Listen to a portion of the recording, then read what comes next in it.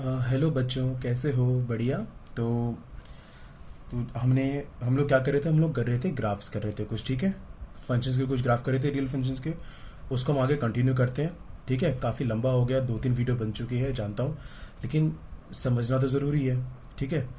ठीक है, इसलिए करा रहा हूँ, ठीक है, क्योंकि रटना नहीं है, समझना है।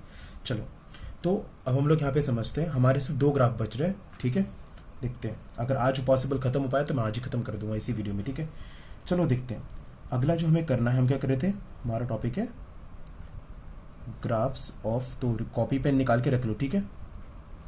और साथ ही साथ ग्राफ्स बनाने हैं तो बनाते रहो, बहुत आसान रहेगा, ठीक है। Graphs of real functions. देखो, पहला जो ग्राफ है जो हमें आज करना है वो हमारा अगला ग्राफ है अब सिग्नम फंक्शन। नाम देखो कितना अजीब सा नाम है, लेकिन अब क्या कर सकते हैं। सिग्नम फंक्शन, ठीक है। सिग्नम फंक्शन, ये क्या फंक्शन है जरा देखते हैं क्या है ये। इस फंक्शन में सिंपल ये कहा गया है, आपको क्या एक्शन या आपको क्या सिस्टम आपका इसमें ये बोला गया कि मॉड x अपॉन x आपको लेना जब x 0 के बराबर नहीं होगा, और 0 लेना 0 होगा जब x 0 के बराबर होगा। बोले भाई ये रटना पड़ेगा। देखो, ये कुछ कुछ फंक्शन है जो कभी कभार काम आ जाते हैं, तो आपको इसे थोड़ा याद रखना पड़ेगा, ठीक है इसको। लेकिन कैसे, हम थोड़ा बात कर लेंगे आराम से। देखो, यहाँ पे अब एक चीज़ है, ये नॉट इक्वल टू का मतलब क्या होता है, इसको मैं और खोल सकता हूँ। देखो कैसे, देखो यहाँ पे, चलो मैं पहले एक चीज़ बता देता हूँ आपको कि इसको मैं कैसे लिख सकता हूँ। इसको मैं देखो ऐसे भी लिख सकते हैं, -1 जब x होगा लेस देन 0, 0 जब x होगा बराबर 0, और 1 जब x होगा ग्रेटर देन 0। इसको ऐसे भी लिखते हैं, ठीक है। इसको ऐसे भी लिखते हैं, ठीक है। अब ये कैसे आया, ये और ये पता करना है, ठीक है। देखो, नॉट इक्वल टू का मतलब क्या होता है। जब भी कभी आपको ऐसा आ रहा है कि x not equal to 0, what does it mean? It means that कि x can be greater than 0 और x can be less than 0। ये दोनों पॉसिबल चीज़ है ना, क्योंकि इज इक्वल टू 0 की तो बात हो गई है। तीन ही तो चीज़ पॉसिबल है, या तो छोटा होगा, बड़ा होगा, या तो फिर बराबर होगा 0 के, है ना।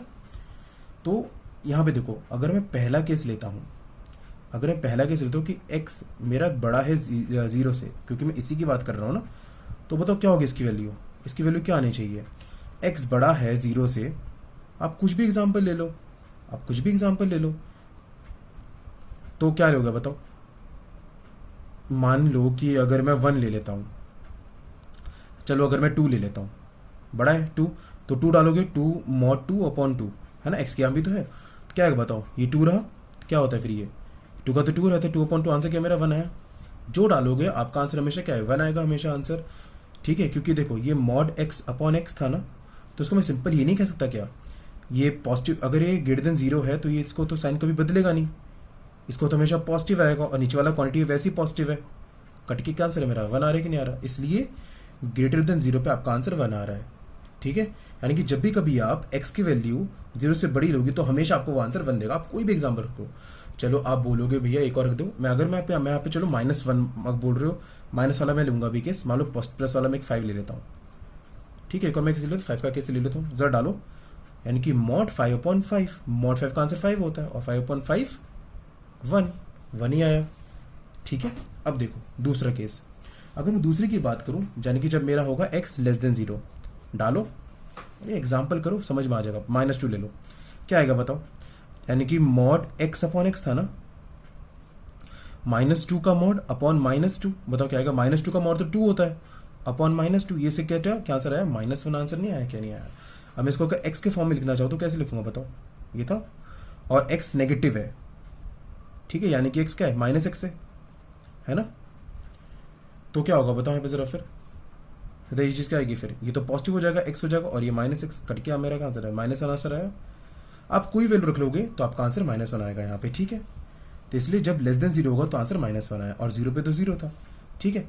अब मैं इसका ग्राफ बना के दिखाता हूँ कैसे ग्राफ बनाएंगे इसका, ठीक है। देखो ध्यान से, कुछ पॉइंट्स ले लें क्या, कुछ पॉइंट्स ले लेते हैं जिससे आपको समझ में आ पाए, ठीक है। देखो, अगर मैं यहाँ पे 1 लेता हूँ, क्या 1 0 से बड़ा है, 1 0 पड़ा है, तो मेरा fx की वैल्यू मेरी ये fx की वैल्यू होती है हमेशा, ध्यान रखना। यहाँ पे आप वैल्यू डालते हो, आपको ये fx इक्वल टू ये होगा, यानी कि इसका आंसर ये है, इसमें आना चाहिए, ठीक है। जब x की वैल्यू 0 होती है तो आपका 0 आंसर आ रहा है, यानी कि y ये है, ये y है, ये सब गेट पूरा क्या, ये पूरा y होता है, ठीक है, जो आपका आंसर आ रहा है एफ एक्स बेसिकली। F1 जब आप x की वैल्यू 0 से बड़ी लोगे तो आपको हमेशा क्या आंसर मिल रहा है, 1 मिल रहा है। 2 पे क्या आंसर मिल रहा है आपको, 1 ही मिल रहा है। ठीक है, 3 पे क्या मिल रहा है आपको, 1 ही मिल रहा है आंसर। ठीक है, अब और 0 पे आपको क्या आंसर मिल रहा है, जब आप x 0 होगा तो आपको आंसर 0 मिल रहा है, 0 मिल रहा है। अगर x -1 होगा, नेगेटिव होगा, यानी कि 0 से कम होगा तो आपको आंसर हमेशा 0 से कम पे हमेशा ये लेना होगा आपको, -1। देख रहे हो कैसे चुनना है इसको मैं।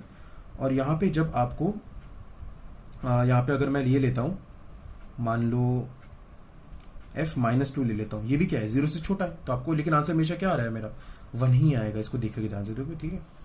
बोले ऐसे ऐसे कैसे भैया ये याद नहीं हो रहा, तो इसमें डाल लो, इसको छोड़ के इसमें डालो। बात वही है, मैं देखो डाला ना, -2 डाला, नहीं डाला, तो मेरा आंसर -1 आया। आप कुछ भी नेगेटिव नंबर डालोगे तो आपका आंसर हमेशा वही -1 ही आएगा।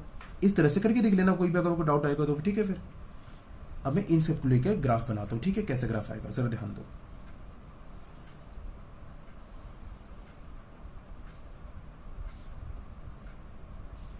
वन टू थ्री, 3 का ले लेते हैं, 2 3।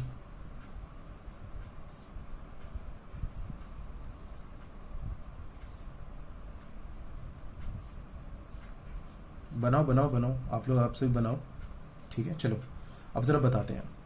1 पे मेरा 0 पे तो पहले 0 आ रहा है, ये पहला पॉइंट मेरा ये रहा, ठीक है।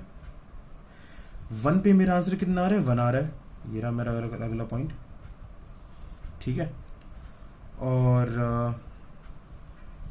और मेरा कहाँ गया, ये रहा। 2 पे मेरा आंसर 1 आ रहा है, 2 पे भी मेरा आंसर 1 आ रहा है, 3 पे भी मेरा आंसर 1 आ रहा है। तो इसे क्या मैं ऐसे बना दूं सीधा लाइन, कोई दिक्कत यहाँ पे नहीं है। और देखो 0 पे मेरा आंसर 0 आ रहा था ना, यानी कि 1 तो कभी नहीं आ रहा था, तो जब ऐसा ना है ना तो इसको हम ऐसे बना देते हैं, एक ऐसे करके ऐसे डॉट लगा देते हैं, यानी कि ये वैल्यू नहीं है, ये वैल्यू 1 नहीं आ रहा है, ठीक है। इसको ऐसे ग्राफ बनाते हैं इसके लिए। अब जब x की वैल्यू यहाँ पर मान लो -1 है तो मेरा आंसर -1 ही आ रहा है।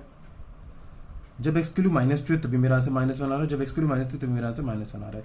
लेकिन क्या ये -1 आ रहा है 0 पे कभी -1 आ रहा है क्या, जब x 0 तो y -1 आ रहा है, नहीं आ रहा ना। तो ये तो इसको कहते हैं नॉड, ठीक है। ये बात क्लियर हुई, क्या चीज़ क्या हुआ यहाँ पे फिर, ठीक है। यानी कि इसका मैं सही से बनाऊँ, क्योंकि मैंने ये डॉट ज़्यादा बना दिए। आप सिंपल ये ध्यान रखो, ये रहा ये 1 होगा, ये 1 होगा, ये -1 होगा, ये रहा और ये रहा आपका ग्राफ, ठीक है। इसका ऐसे करके ग्राफ इसका रहता है, ठीक है। ये पॉइंट आपका ऐसा रहता है, ठीक है। ये चीज़ ग्राफ ऐसा बनता है। अब जरा इसका डोमेन और रेंज बताओ, इसका डोमेन और रेंज की बात करो जरा। डोमेन में क्या है, डोमेन में तो आप कुछ भी डालो, ऑल रियल नंबर, कुछ भी नंबर डालो, 1 डाला, 2 डाला, 3 डाला, 1/4 कुछ भी डालो आप। लेकिन आपको आंसर हमेशा क्या मिल रहा है, आपको या तो आंसर 0 मिल रहा है, या तो आपको 1 मिल रहा है, या तो आपको -1 मिल रहा है। तो ये तो 3 का है ना, सिर्फ कुछ फाइनाइट एलिमेंट्स को हमेशा शो करते हैं हम लोग, किसमें, सेट में शो करते हैं हमेशा, ठीक है। तो ये आपका हो गया आंसर, ठीक है, डोमेन और रेंज, ठीक है। पक्का समझ में आया कैसे क्या करेंगे इसमें फिर। चलो ये आपका खत्म, यहाँ से हो गया सिग्नम फंक्शन। अब हम यहाँ बात करेंगे अपने अगले फंक्शन की, हम लोग बात करते हैं हम लोग। अगला फंक्शन आपका है ग्रेटेस्ट इंटीजर फंक्शन, जो आपका आखिरी है, दूसरा में पढ़ना है, यानी कि ये लास्ट है हमारा ग्रेटेस्ट इंटीजर फंक्शन। अब ये क्या वाला है, देखो क्या होता है इसमें ये फंक्शन है, देखो f(x) = ऐसा करके ब्रैकेट है, देखो ध्यान से देखना, इसको ऐसे डिनोट कराया जाता है, इसको पहली बात ये चीज़, ठीक है।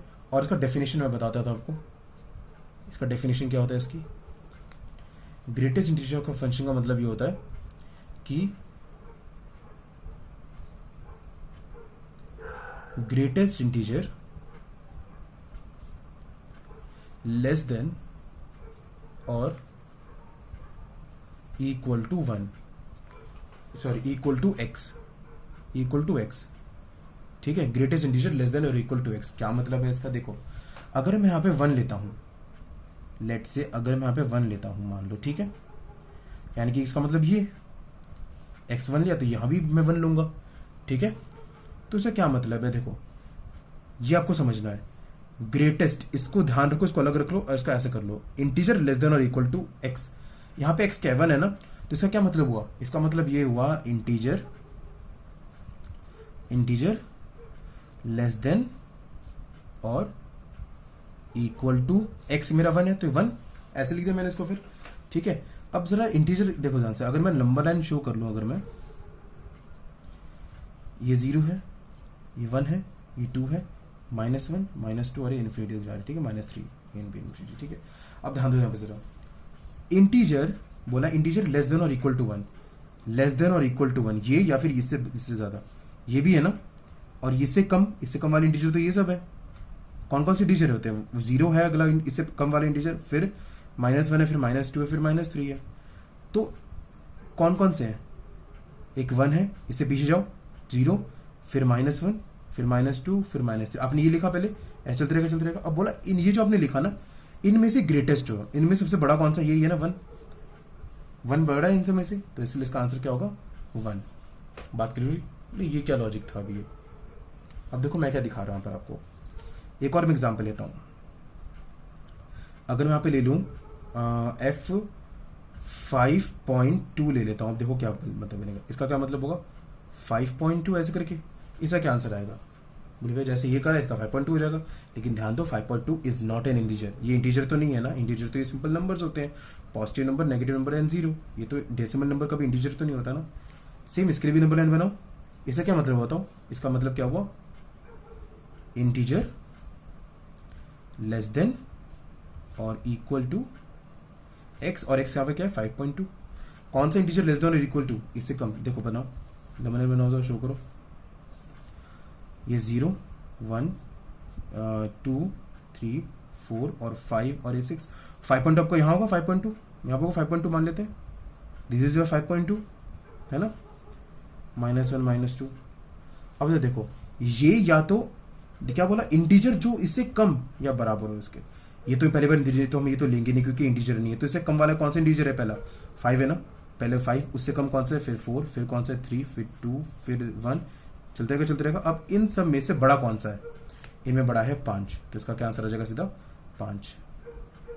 आसान है, क्या चीज़ है, बहुत आसान चीज़ है। अब देखो क्या चीज़ है, इसी तरह से मैं बहुत, देखो अब कुछ ही नहीं दिख रहा, 5.2 तो बस 5 हो जा रहा है। ठीक है, और अगर मान लो अगर 6.2 होता तो क्या होता, फिर 6 हो जाता, और अगर मेरा ये 6.9 होता तो मेरा क्या होता फिर, क्योंकि इससे कम वाला इंटीजर कौन सा है 6 है, तो 6 ही हो जाता। फिर अगर मेरा बताओ 0.9 होता तो मेरा क्या आंसर होता, 0 ही होता, क्योंकि इससे कम वाला इंटीजर कौन सा 0 ही है। बात क्लियर है कैसे करो। अगर नेगेटिव में हो तो क्या होगा फिर, देखो नेगेटिव की बात करो तो मैं अभी आपसे, अगर मैं नेगेटिव ले लूँ नंबर, मान लो अगर मैं ये ले लूँ f, और मैंने यहाँ पे ले लेता हूँ -5.2 ले लेता हूँ, चलो जैसे मैंने ये लिया ना, इसका 5 आ रहा है तो इसका आंसर क्या आएगा, देखो क्या आएगा इसका आंसर। ठीक है, इसका -5 नहीं आएगा, जल्द में गलती यही होती है। ठीक है, इसके लिए भी क्या, इसका क्या मतलब बस वही सेम चीज जो बोला मैंने, क्या इंटीजर लेस देन और इक्वल टू दिस x, यानी कि -5/5.2 है ना। जरा बनाओ नंबर लाइन, देखो कहाँ 5.5.2 आपका आता है, 0 1 2 3 4 5 और 6, and this is your 5.2, sorry -5.2 यही है ना आपका फिर तो। अब बोला इंटीजर इससे कम कौन सा इंटीजर होता है, आपको पता ये होना चाहिए, सॉरी ये -1 होगा। बताओ जब आप नेगेटिव में इधर जाते हो तो कम होती रहती वैल्यू, यानी कि माइनस से छोटी कौन सी होगी -6, और माइनस से छोटी कौन सी होगी -7 है ना। तो बताओ इसे छोटी कौन सी है, बोला ना इंटीजर लेस देन, इसे ये तो इंटीजर नहीं है -5.2, इससे छोटा कौन सा इंटीजर है -6 है ना, फिर इससे छोटा कौन सा इंटीजर है -7, फिर कौन सा इंटीजर छोटा है इससे -8, फिर कौन सा है -10, ऐसे चलते रहेगा। अब इन सब में से सबसे बड़ा कौन सा है, इनमें से बड़ा ये है, तो इसका आंसर क्या हो जाएगा -6। बात क्लियर हुई कैसे हुई इसका आंसर -6। बस आपको ये देखना है और ये आपको ये ध्यान रखना डेफिनेशन पे सबको, तो आप कर लोगे। ठीक है, अब इसका ग्राफ बना लें हम लोग, बस फिर हमारा काम खत्म हो जाएगा। ठीक है, अब देखो मैं इसका ग्राफ बना देता हूँ आपके लिए, फिर इसके डोमेन और रेंज की बात कर लेंगे। देखो ये मेरा फंक्शन था fx बराबर दिस था, मैं देखो ग्राफ बना रहा हूँ, ध्यान दे रहा था, मैं कुछ वैल्यूज को लेकर ग्राफ बनाऊंगा। ठीक है, पहले मैं वैल्यूज निकालता हूँ, आप खुद बताना वैल्यूज। f0 पे मेरा क्या आंसर था यार, 0 पे तो 0 रहेगा क्योंकि ये खुद इंटीजर है। जब खुद इंटीजर होता है ना, मान लो अगर ये f1 भी होता तो 1 आंसर होता, 2 होता तो 2 आंसर होता। ठीक है। अच्छा बताओ अगर 0.1 होता तो मेरा क्या आंसर आता? 0 आता। ठीक है, ठीक है ना। अभी देखो मैंने पीछे पूरा बताया था कैसे होगा, नंबर बना के शो कर सकते हो आराम से, खुद ट्राई करो चीज़ों को। ठीक है, अगर बताओ 0.2 ले लूँ तभी मेरा आंसर क्या आएगा? 0 आएगा। ठीक है चीज़। और अगर मैं यहाँ पर मैं 0. अगर मैं 7 ले लूँ, चलो 0.5 ले लूँ, तभी मेरा आंसर क्या क्या क्या आएगा? इसमें मेरा आंसर क्या आएगा? मेरा 0 आएगा। अच्छा बताओ अगर मैं 0.9 ले लूँ तभी मेरा क्या आंसर आएगा? 0 ही आएगा। कोई इसमें बिल्कुल डाउट नहीं होना चाहिए, क्योंकि 0.9 से छोटा इंटीजर कौन सा होगा? 0 होगा। उससे छोटा इंटीजर -1, लेकिन उनमें से बड़ा 0 होगा। ठीक है, ये तो मैंने लिया। अच्छा बताओ 1 पे क्या होगा आंसर? 1 पे तो 1 ही रहेगा। ठीक है, अच्छा बताओ मेरे को ज़रा 1.9 पे क्या मेरा आंसर होगा? 1 ही रहेगा। अच्छा बताओ 2 पे मेरा क्या आंसर होगा? 2 रहेगा। अच्छा चलो मैं नेगेटिव वाले नंबर ले लें हम लोग क्या? अगर मैं नेगेटिव वाले नंबर ले लूँ, अगर मैं -0.1 ले लूँ तो भी मेरा आंसर क्या आएगा? ध्यान से बताओ ना, -0.1 की बात है ये। -0.1 पे मेरा आंसर होता है 1, -1। तो -0.9 पे मेरा क्या आंसर होगा? -1 ही होगा। ठीक है, मैं बहुत ज़्यादा ले रहा हूँ ताकि आपको समझ में आ सके पूरा। -1 पे कितना आंसर होगा बताओ? -1 ही होगा, क्योंकि इज इक्वल टू भी था, integer greater less than equal to, equal to तो है ही। और अगर मैं यहाँ पे -1.9 ले लूँ तभी मेरा क्या आंसर आएगा? -2। ये मैंने इतने सारे पॉइंट ले लिए, सब बनाएंगे। ठीक है, आराम से, इसे बहुत आराम से करा रहा हूँ। ठीक है, ध्यान समझना।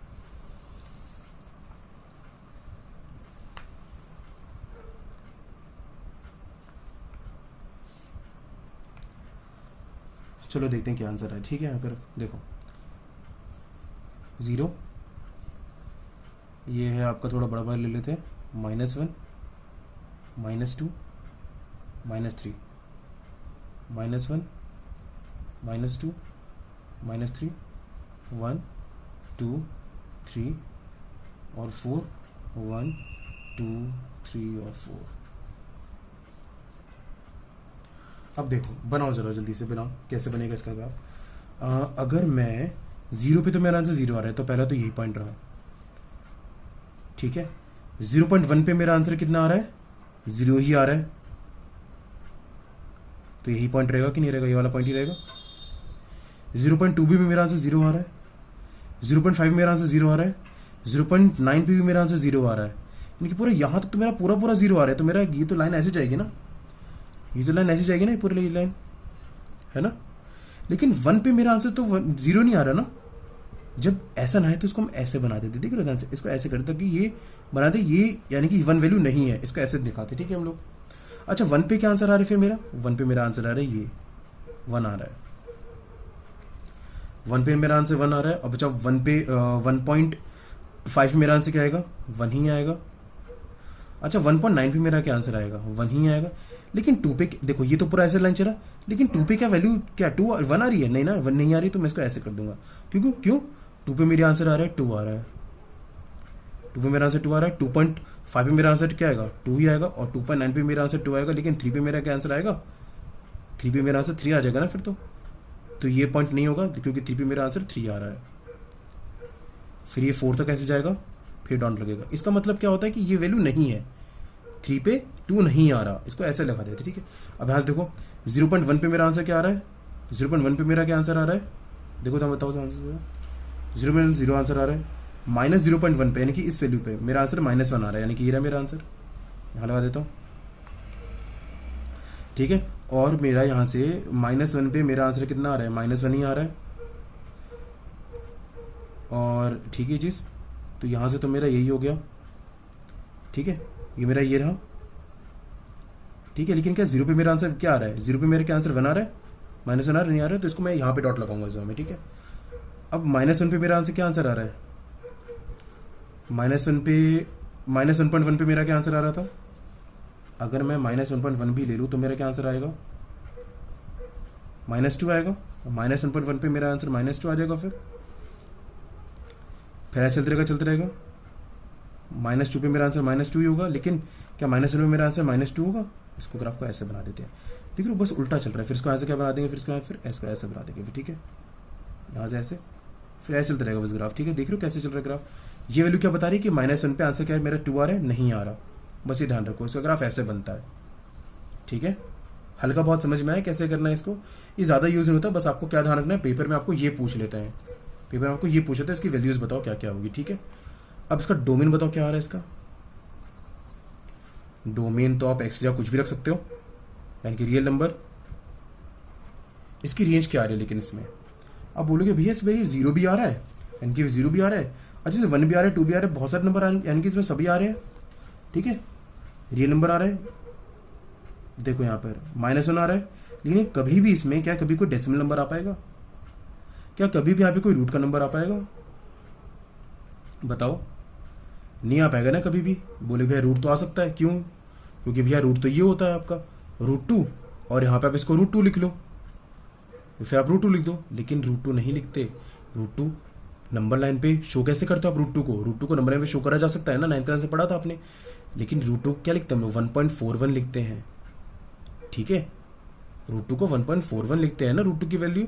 अगर 1.41 डालो तो मेरा आंसर क्या आएगा, 1 आएगा ना, देखो तब भी मेरा आंसर आ रहा है। बात क्लियर हो क्या चीज़ है, आप जो भी रख लो, लेकिन मेरा पॉजिटिव नंबर आ रहा है, नेगेटिव नंबर आ रहा है, और साथ में 0 आ रहा है, और इन सबको क्या कहते हैं हम लोग, इंटीजर्स कहते हैं, और इंटीजर को डिनोट कराया जाता है Z से। तो ये ध्यान रखना बहुत ज़्यादा, ठीक है, कैसे बना, ठीक है ये ग्राफ, ठीक है। बात क्लियर हुई आपको? अगर डाउट होगा तो प्लीज़ बता देना, मैं इसके अलग से वीडियो बना दूंगा आपके लिए, ठीक है, एक बार और, लेकिन बता ज़रूर देना, ठीक है। डाउट होगा तो फिर ठीक है, इतना रखते हैं। इसके साथ सारे ग्राफ खत्म होते हैं। अब हम शुरू करेंगे अपने डोमेन ऑन रेंज के क्वेश्चंस करेंगे काफ़ी हम लोग, ठीक है। क्योंकि अगर आपको वो समझ में एक बार आ गए तो आप फिर एक्सरसाइज खुद से कर सकते हो, क्योंकि एनसीईआरटी के अंदर क्वेश्चंस बहुत कम है। मैं आपको काफ़ी क्वेश्चंस कराऊंगा, ठीक है, उसके अलग अलग तरीके के, जिससे आपको एनसीईआरटी आप खुद कर लोगे, ठीक है। फिर आप चलो बाय।